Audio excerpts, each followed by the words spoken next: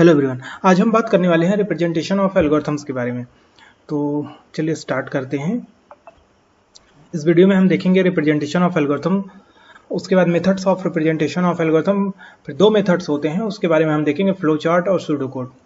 हम कुछ एग्जांपल्स को भी देखेंगे ताकि आप प्रॉपर्ली अंडरस्टैंड कर पाएँ। तो चलिए स्टार्ट करते हैं। सबसे पहले आता है रिप्रेजेंटेशन ऑफ एल्गोरिथम्स। देखिए, हम पहले हमें कोई प्रॉब्लम दी जाती है तो हम पहले उसको प्रॉपर्ली अंडरस्टैंड करते हैं। Understanding is very important. फिर उसके बाद हम उसका एल्गोरिथम डिजाइन करते हैं। इस एल्गोरिथम क्या है? स्टेप बाय स्टेप सॉल्यूशन है। उसको अपने अपने लैंग्वेज में लिखते हैं और उसको समझने के लिए उसके फ्लो ऑफ एग्जीक्यूशन को और फ्लो ऑफ कंट्रोल को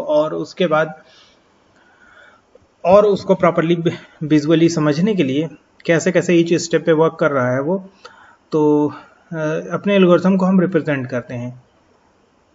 दो मेथड्स होते हैं, फ्लो चार्ट और सूडो कोड से। तो हम आगे देखते हैं। Showcase the logic of problem solution including any implementation details. देखिए, कोडिंग करने से पहले हम लिखते हैं, इंप्लीमेंट करने से पहले, सॉल्यूशन को इंप्लीमेंट करने से पहले हम इसको शोकेस करते हैं। तो इसमें इंप्लीमेंटेशन डिटेल्स नहीं होती है। In order to understand the flow of control during execution of program clearly. ठीक है, फ्लो ऑफ कंट्रोल एग्जीक्यूशन के दौरान फ्लो ऑफ कंट्रोल को क्लियरली समझने के लिए हम अपने एल्गोरिथम को रिप्रेजेंट करते हैं। फिर उसके बाद methods of representation of algorithm. दो मेथड्स होते हैं, फ्लो चार्ट जिसे हम कहते हैं विजुअल रिप्रेजेंटेशन ऑफ एल्गोरिथम, फिर उसके बाद सूडो कोड। तो एक एक करके देखेंगे। सबसे पहले आता है flow chart, visual representation of algorithms. A flowchart is a visual representation of an algorithm. It is a diagram made up of boxes, diamonds, and other shapes connected by arrows. Each shape represents a step of solution process, and the arrow represents the order or link among the steps. जितने इसमें different shapes के जरिए हम different steps को समझते हैं, ठीक है, रिप्रेजेंट करते हैं। और हर शेप में each shape represent a step of the solution process and arrow represent the order और लिंक एमंग द स्टेप्स। हम एग्जांपल्स के जरिए समझेंगे। तो ये लीप ईयर वाला जो एग्जांपल था पिछले क्लास में हमारा लीप ईयर वाला जो एग्जांपल था उसी को यहाँ पे मैंने लिया है। ये एक शोकेस है। अभी हम आगे इसको और प्रॉपर्ली अंडरस्टैंड करेंगे। आगे देखते हैं। पहले हम देख लेते हैं कि इसमें डिफरेंट आप देख रहे होंगे, यहाँ पे स्टार्ट लिखा हुआ है, ये दूसरे शेप में है। इनपुट है ईयर दूसरे शेप में है, रिमाइंडर दूसरे शेप में है, रिमाइंडर इज इक्वल टू 0 और नॉट ये दूसरे शेप में है। तो सारे दूसरे अलग अलग शेप देख लेते हैं कौन कौन से शेप और कैसे रिप्रेजेंट किया जाता है। तो शेप्स और symbols to draw the flow chart. देखिए, फ्लो चार्ट ड्रा करने से पहले ये आपने देखा होगा, ये रेक्टेंगल है, कॉर्नर पे राउंडेड है। इस तरह का सिंबल हम स्टार्ट और एंड करने के लिए यूज करते हैं। इसे हम टर्मिनेटर सिंबल भी कहते हैं। स्टार्ट के टाइम यूज होगा और टर्मिनेट करने के टाइम यूज होगा। जैसे यहाँ पे देख सकते हैं, स्टार्ट और स्टॉप के टाइम पे यूज हुआ है। स्टॉप या एंड जो भी लिखना चाहें, it indicates where the flow start, और जहाँ पे एंड होता है वहाँ पे भी। अच्छा, कोई प्रोसेस करना होता है तो हम रेक्टेंगल का यूज करते हैं। एक्शन सिंबल, इसे एक्शन सिंबल कहते हैं। It represent a process, action और ए सिंगल स्टेप। फिर अगर डिसीजन लेना होता है, जैसे अभी आपने देखा यहाँ पे डिसीजन लेने की बात आई कि रिमाइंडर 0 है या नहीं, इफ इट इज 0 और नॉट। तो ऐसे कंडीशनल स्टेटमेंट्स होती हैं, तो वहां पे हम ये सिंबल यूज करते हैं।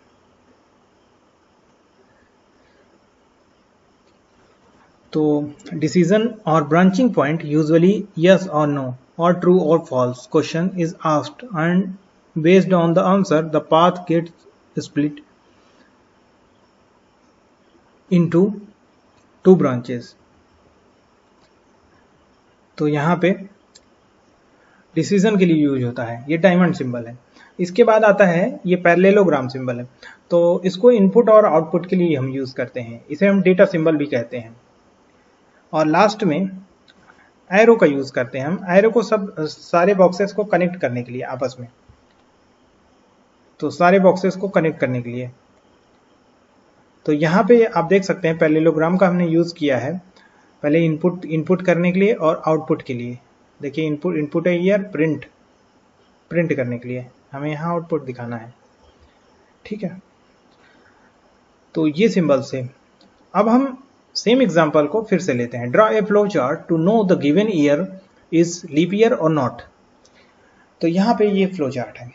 तो सबसे पहले हम अपने एल्गोरिथम में सबसे पहले हम इनपुट करते थे, फिर रिमाइंडर को फाइंड करते थे। अगर रिमाइंडर 0 है तो लीप ईयर है, अगर नहीं 0 है तो लीप ईयर नहीं है। यहाँ पे आप देख सकते हैं, आप विजुअली आपके सामने सारे स्टेप्स दिखाए गए हैं।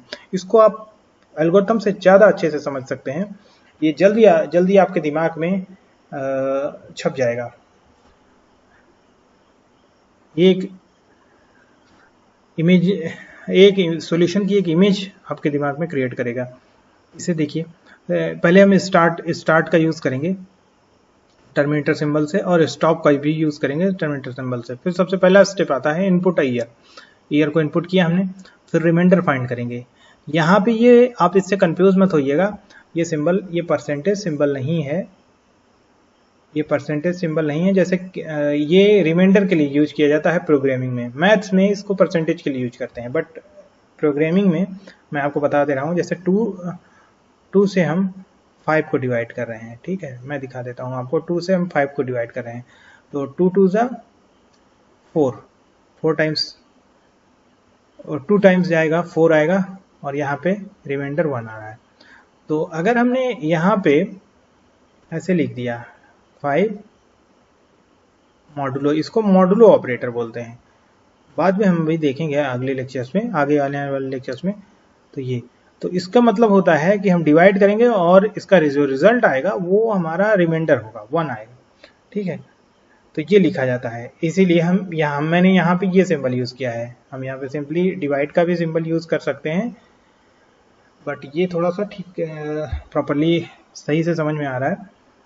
प्रोग्रामिंग में इसको हम मॉडुलो सिंबल बोलते हैं, इसीलिए मॉडुलो ऑपरेटर हमने यूज किया है।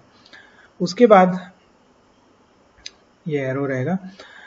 जब रिमाइंडर हमारा वहाँ फाइंड हो जाएगा तो हम चेक करेंगे कि रिमाइंडर 0 है, यहाँ पे क्वेश्चन मार्क लगा हुआ है, रिमाइंडर 0 है या नहीं। अगर है तो yes, if yes then print leap year, और लीप ईयर प्रिंट कर देगा और ये सीधा लास्ट स्टेप में पहुंच जाएगा और यहाँ से टर्मिनेट हो जाएगा। अगर नहीं तो यहाँ पे print not leap year, it is not leap year print कर देगा, और उसके बाद ये भी टर्मिनेट कर जाएगा। तो यहाँ पे ये कंडीशनल स्टेटमेंट दी गई है। तो ये हमारा लीप ईयर वाला प्रॉब्लम था। एक और एग्जांपल लेते हैं। Draw a flow chart to sum of 2 given numbers. देखिए यहाँ पे 2 नंबर्स दिए हुए हैं, जैसे 2 नंबर्स आपको दिए हुए हैं, सपोज 2 नंबर्स दिए हुए हैं 2 और 5। उसको हम सम करेंगे, और जब सम करेंगे तो जो हमारा रिजल्ट आएगा, जैसे 2 + 5 दैट इज 7, तो ये 7 को हम प्रिंट कराना है। और हम ये इनपुट जो 2 और 5 ये तो मैंने लिया है, ये यूजर के थ्रू इनपुट कराएंगे, ठीक है। तो ये है हमारा सिंपल सा फ्लो चार्ट डायग्राम है। स्टार्ट हम करेंगे। सबसे पहले मैं आपको बता देता हूँ सिंबल्स कौन कौन से यूज हुए हैं। यहाँ पे टर्मिनेटर सिंबल यूज हुआ है, फिर ये यहाँ पे इसको बोलते हैं, ये पैरेललोग्राम यूज हुआ है। तो इसको इनपुट करने के लिए हम यूज करते हैं, इनपुट या आउटपुट के लिए। उसके बाद यहाँ पे कोई चीज प्रोसेस करना है या कंप्यूट करना है, कैलकुलेट करना है, ठीक है। एक्शन सिंबल ये रेक्टेंगल होता है। तो और सबको कनेक्ट किया है हमने एरो से। तो यहाँ से स्टार्ट करेंगे। Input 2 numbers A and B को इनपुट किया हमने, फिर उसको ऐड कर लिया सम, और उसको उस रिजल्ट को हमने सम में डाल दिया, सम में स्टोर कर दिया। और उसके बाद लास्ट स्टेप में हमने प्रिंट सम को प्रिंट कर दिया, और ये टर्मिनेट हो जाएगा स्टॉप से स्टॉप हो जाएगा।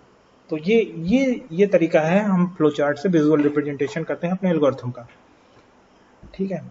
इससे हम properly flow of execution, program के फ्लो को समझ पा रहे हैं और चीजों को हम देख पा रहे हैं visually. Draw a flow chart to solve a problem of a non functioning light bulb. देखिए ये रियल टाइम एक रियल वर्ल्ड का एग्जांपल है।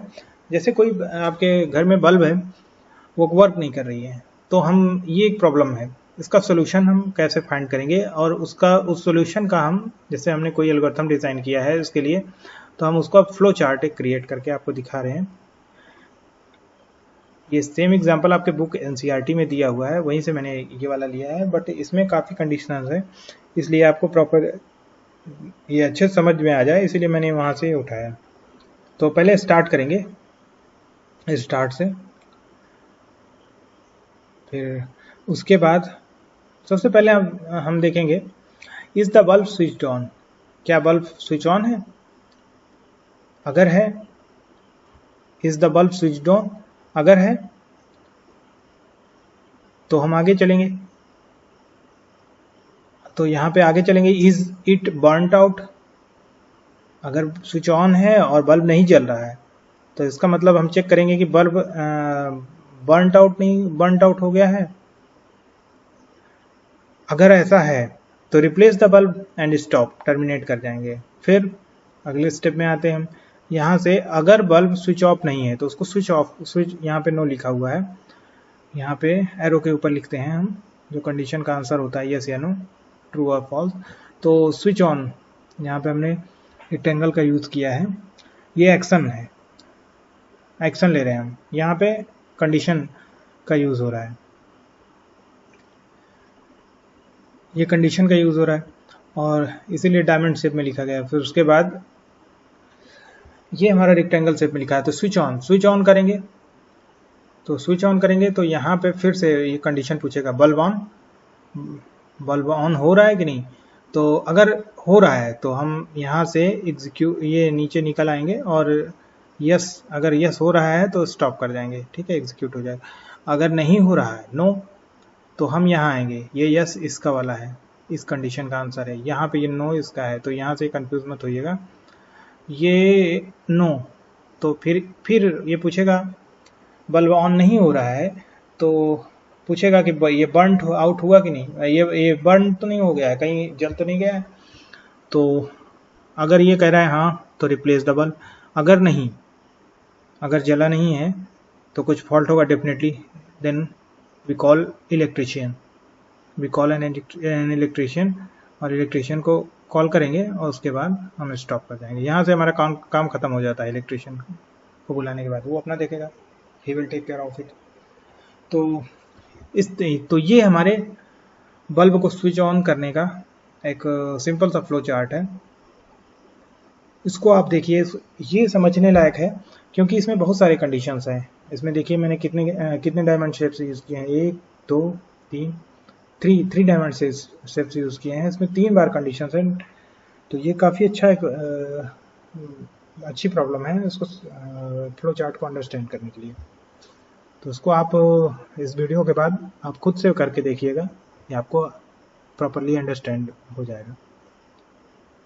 उसके बाद आते हैं हम सूडो कोड पे। सूडो कोड को प्रोनाउंस करते हैं सूडो कोड, ठीक है। Pseudo means not real, pseudo का मतलब होता है नॉट रियल, और सूडो कोड का मतलब नॉट रियल कोड, ठीक है। हम रियल कोड नहीं लिख रहे हैं, हम एक code like structure, code like एक लिखते हैं स्ट्रक्चर, सी लाइक स्ट्रक्चर कह सकते हैं। सी एक सबसे पहले डेवलप की गई थी सी लैंग्वेज, ठीक है। तो यहाँ पे आपको पाइथन पढ़ना है तो इसीलिए हम यहाँ पे सी लाइक स्ट्रक्चर नहीं कहेंगे, हम कहेंगे सिंपल बेसिक स्ट्रक्चर, एक अभी आपको समझ में आ जाएगा। तो जैसे ये लीप ईयर वाला एग्जांपल है, तो इसमें हम देखिए कैसे कैसे यूज़ करते हैं। देखिए इसमें डिफरेंट हम कीवर्ड्स का यूज़ करते हैं। जैसे इनपुट कीवर्ड यूज़ किया गया है, कंप्यूट यूज़ किया गया है, इफ़ यूज़ किया गया है, प्रिंट यूज़ किया गया है, एल्स यूज़ किया गया है, फिर प्रिंट यूज़ किया गया है। तो देख लेते हैं एल्गोरिथम से कैसे हम रिप्रेजेंट करते हैं अपनी, सूडो कोड से कैसे रिप्रेजेंट करते हैं अपनी एल्गोरिथम को। तो हमारा ईयर वाला इनपुट ईयर, फिर उसके बाद compute remainder is equal to year modulo 4। if remainder is 0 ये पूछ रहा है, then print leap year, else print not a leap year, ठीक है। तो ये हमारे इसको हम सी लाइक स्ट्रक्चर ना कह के अगर जिसने आप लोगों ने अभी सी नहीं पढ़ी होगी, बट कहते हैं लोग इसको कि सी लाइक स्ट्रक्चर है। ये सिंपल सा एक स्ट्रक्चर है। इसमें कुछ कीवर्ड्स हैं जैसे input, compute, if, ills, print, increment, decrement, ऐसे ऐसे कीवर्ड्स हैं। उसको यूज़ करके हम सेम वही अपनी एल्गोरिथम वाला फंडा यूज़ करते हैं, बट इसमें लैंग्वेज नहीं लिखी होती है, इसमें कीवर्ड्स होते हैं सिंपली, और उससे हम ईच स्टेप पे अपने एल्गोरिथम को कैलकुलेट करते हैं और फ्लो ऑफ एग्जीक्यूशन देखते हैं। ठीक है, ये बहुत इंपॉर्टेंट होता है। कोई भी जैसे कोई भी प्रॉब्लम आपको मिली, उसके बाद आप उसका डिज़ाइन करते हैं, आप उसको सोल्यूशन डिज़ाइन करते हैं, design you design an algorithm. फिर उसके बाद हम फ्लो चार्ट क्रिएट करते हैं और सूडो कोड लिखते हैं। फिर उसके बाद हम जाके कहीं कोड करते हैं, सूडो कोड को देख के इसी के अकॉर्डिंग अभी कोड करेंगे आप। तो जैसे पाइथन को लेके कोड करेंगे तो यहाँ पे सिंपली आप पहले लाइन में सेम इतनी लाइन में हो जाएगा कोड। इनपुट करेंगे, फिर रिमाइंडर को कैलकुलेट करेंगे, फिर इफ एल्स कंडीशन लगाएंगे, काम हो जाएगा। तो ये आप देख सकते हैं कि कितना हम अपने सॉल्यूशन के कितना करीब आ गए हैं, अपने इम्प्लीमेंटेशन के कितना करीब आ गए हैं। इसके बाद जस्ट हम कोड लिखेंगे अपनी हाई लेवल लैंग्वेज में और हमें आउटपुट मिल जाएगा। Pseudo code for the sum of two numbers. देखिए, टू नंबर्स को सम करने के लिए सबसे पहले हम इनपुट करेंगे दो नंबर्स को, input A, input B, compute. यहाँ पे कंप्यूट का यूज किया गया है सम कैलकुलेट करने के लिए। Compute sum is equal to a plus b, then print the sum. ठीक है, यहाँ पे मैंने फ्लो चार्ट भी दिखाया है, आप देख के समझ सकते हैं। ठीक है, तो ये है एल्गोरिथम। अरे ये है pseudo code. Benefits of pseudo code. A pseudocode of a program helps in representing the basic functionality of the intended program. By writing the code first in human readable language, the programmer safeguards against leaving out any important step. Pseudocode helps programmer to review the steps to confirm that proposed implementation is going to achieve the desired output. देखिए, pseudo code लिखने से हमें क्या फ़ायदा होता है। हमें जो प्रोग्राम है उसकी बेसिक फंक्शनैलिटी को रिप्रेजेंट करते हैं और समझने में हमें हेल्प करता है।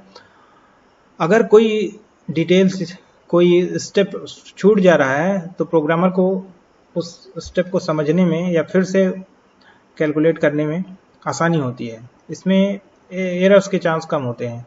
जैसे कि आप बिना सूडो कोड लिखे ही आप कोड लिख दिए तो एरर हमें आ सकती है, हमारा सोल्यूशन हमें राइट सोल्यूशन नहीं मिलेगा और हम डिजायर्ड आउटपुट नहीं प्राप्त करेंगे। अगर हम सूडो कोड लिखे रहेंगे तो सूडो कोड, जैसे आपने लीप ईयर वाला भी एग्जांपल देखा, सम ऑफ टू नंबर्स का एग्जांपल देखा, तो उसमें देखिए हम कितना सोल्यूशन के एकदम नज़दीक पहुंच गए हैं। बस हमें सीधे कोड लिख देना है। ठीक है, हमें कोड लिख देना है सिंटैक्स यूज करके हाई लेवल लैंग्वेज का, और कुछ नहीं करना है। तो ये फायदा होता है सूडो कोड का। This is the end of our lecture.